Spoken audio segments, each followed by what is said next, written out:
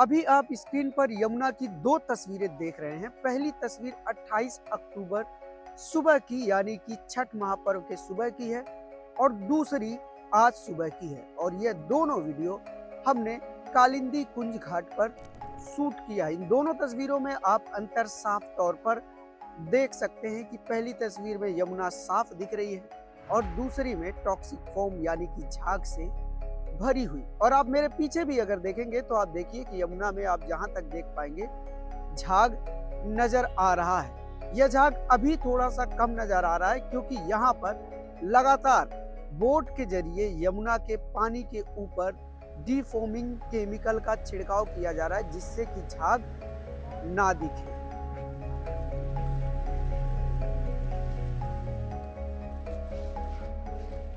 यमुना में आज सुबह टॉक्सिक फोम यानी झाग का लेवल क्या रहा होगा, इसको समझने के लिए आप इस बोट को देख सकते हैं जो कि यमुना में मौजूद है। आप देख पा रहे होंगे कि इस बोट का ऊपरी हिस्सा नदी से करीब 1.5 फीट ऊपर है और इसके ऊपर इस पूरी बोट पर हमें झाग नजर आ रहा है। वहीं साथ में इस बोट के पास जो खंबा है, अगर उसको हम देखें तो इस खंबे पे करीब 3 फुट ऊपर तक हमें झाग लगा हुआ दिख रहा है। यानी कि यह जो डिफॉर्मर अभी डाला जा रहा है यमुना में, यह जब नहीं डाला गया था आज सुबह, तब इसमें यमुना में झाग का लेवल करीब 3 फीट ऊपर तक रहा होगा क्योंकि खंबे में जहां तक यह झाग पहुंचा है वो ऊंचाई करीब 3 फीट है। तो ये बताइए कौन कौन सी मछलियां कम हुई है? हर किस्म का मछली कम हो गया। ये केमिकल के छिड़काव से। हाँ, केमिकल की वजह से। और ये सुबह कितने बजे से छिड़का जाता है? ये आपको 5 बजे से शुरू हो जाता है। 5 बजे से ये बोट चलनी शुरू हो जाती है हाँ, और कब तक चलती है? शाम को 5 बजे तक। शाम को 5 बजे तक। हाँ, डिफॉर्मिंग एक्चुअली में जो है ना टैक्स पेयर्स के मनी का बर्बादी के अलावा और कुछ नहीं। झाग बन क्यों रहा है यमुना जी में? झाग इसलिए बन रहा है कि अनट्रीटेड वेस्ट वाटर आप यमुना में डाल रहे हैं। वहां से आप अनट्रीटेड वेस्ट वाटर डाल रहे हैं, यहाँ पे आप जो झाग मिटा के लोगों को बेवकूफ बनाने की कोशिश कर रहे हैं कि झाग ना दिखे। झाग नहीं दिखेगा तो यमुना साफ हो जाए। कैसे यमुना साफ? पानी देखिए काला पानी है, स्मेल आ रही है और आप कह रहे हैं यमुना साफ हो जाएगी। तो डिफॉर्मिंग एक तरीके से जो है बस ये है कि हम झाग कैसे भी मिटा दे, लोगों को मीडिया को बेवकूफ़ बनाने के लिए। इसके इससे ज़्यादा इसका कोई फ़ायदा नहीं है। अब देख ही रहे हैं, सुबह से ही लगे हुए हैं, 7 बज रहे हैं सुबह के, अब बोट चला रहे हैं कि झाग मिटा दे, झाग मिटा दे। होड़ चली हुई है। इस झाग को कंट्रोल करने के लिए सिर्फ बोट का इस्तेमाल नहीं किया जा रहा है बल्कि यहाँ पर अरेस्टर और केमिकल स्प्रिंकलर भी लगाया गया है। आप ये जो देख रहे हैं मेरे पीछे हरे रंग का, यह अरेस्टर है और इसी के साथ एक पाइप है जिसमें छोटे छोटे छेद हैं जिनके जरिए डीफोमिंग केमिकल नदी में लगातार छिड़का जा रहा है जिससे कि झाग कम दिखे। और यह जो केमिकल है वह इस तरह के पाइप के जरिए वहां तक पहुंचाया जा रहा है। ये जो आप पाइप देख रहे हैं, ये पाइप देखिए ऊपर से आ रहा है और यह पाइप इस तरह से नदी में जा रहा है। और यह इकलौता पाइप नहीं है, इस तरह के 2 और पाइप हैं, यानी कि 3 पाइप के जरिए यह डीफोमिंग केमिकल वहां तक पहुंचाया जा रहा है, फिर उसके जरिए वहां पर छिड़काव किया जा रहा है। और इसके अलावा बोट तो चल ही रही है, 8 बोट के जरिए यहाँ पर छिड़काव किया जा रहा है। प्रेजेंट में यहाँ पर 7 दिख रही हैं, एक उस तरफ है, तो टोटल 8 बोट के जरिए यहाँ पर छिड़काव किया जा रहा है। और यह सब कुछ सिर्फ इसलिए है कि यमुना में यह झाग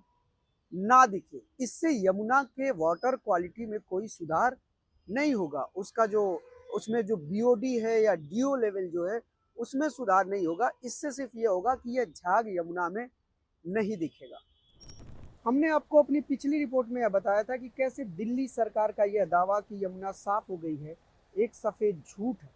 सरकार यमुना के पॉल्यूशन को कम करने के बजाय सिर्फ हथनी कुंड बराज से ज़्यादा पानी डाइवर्ट कर रही है, जिससे हुआ ये था कि यमुना में वाटर लेवल बढ़ गया था, लेकिन यमुना में जो अनट्रीटेड सीवेज वाटर गिर रहा था वह वैसे का वैसा ही था और वह स्थिति अभी भी है। ये आप देख सकते हैं कि मेरे पीछे ये नजफगढ़ ड्रेन है जिसके जरिए हजारों लीटर सीवेज का पानी जो कि अनट्रीटेड है वह यमुना में मिल रहा है और उसके पोल्यूशन को बढ़ा रहा था। ये हमने तब भी बताया था। और नजफगढ़ ड्रेन सिर्फ इकलौता ड्रेन नहीं है, ऐसे और भी कई सारे ड्रेन हैं जो अनट्रीटेड सीवेज पानी जिनके जरिए यमुना में गिरता है और जिनकी मात्रा 641 मिलियन लीटर प्रतिदिन है। यानी कि इतनी बड़ी मात्रा में अनट्रीटेड सीवेज का पानी यमुना में मिल रहा है। वहीं दूसरी तरफ CWC यानी सेंट्रल वाटर कमीशन का डेटा यह भी कहता है कि छठ बीत जाने के बाद 31 अक्टूबर को यमुना का पानी एक बार फिर से कम कर दिया गया। यानी कि जो हथनी कुंड का पानी पहले छठ से पहले लगभग 30 गुना ज़्यादा यमुना में डाइवर्ट किया गया, वह 31 अक्टूबर आते आते 9.97 क्यूबिक मीटर पर आ गया, जो कि मैंडेटरी है। और आप अभी यमुना की स्थिति देख सकते हैं। अब यमुना अपने पुराने स्थिति पे आ गई जैसे कि पिछले साल थी, और इसमें गंदगी भी साफ तौर पर देखी जा सकती।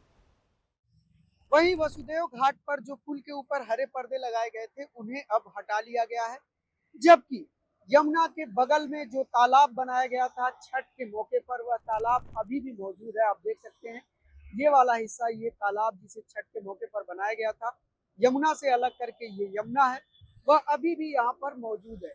हालांकि छठ के बाद से यहाँ पर वसुदेव घाट पर आम लोगों को जाने की इजाजत नहीं है। आम लोगों के लिए घाट बंद कर दिया गया है और आप क्लियरली देख सकते हैं कि यह तालाब अभी भी मौजूद है। और इसी तालाब के पानी को सरकार और मीडिया यमुना का पानी बता रहा था, जिसे हमने अपनी रिपोर्ट में आपको दिखाया था।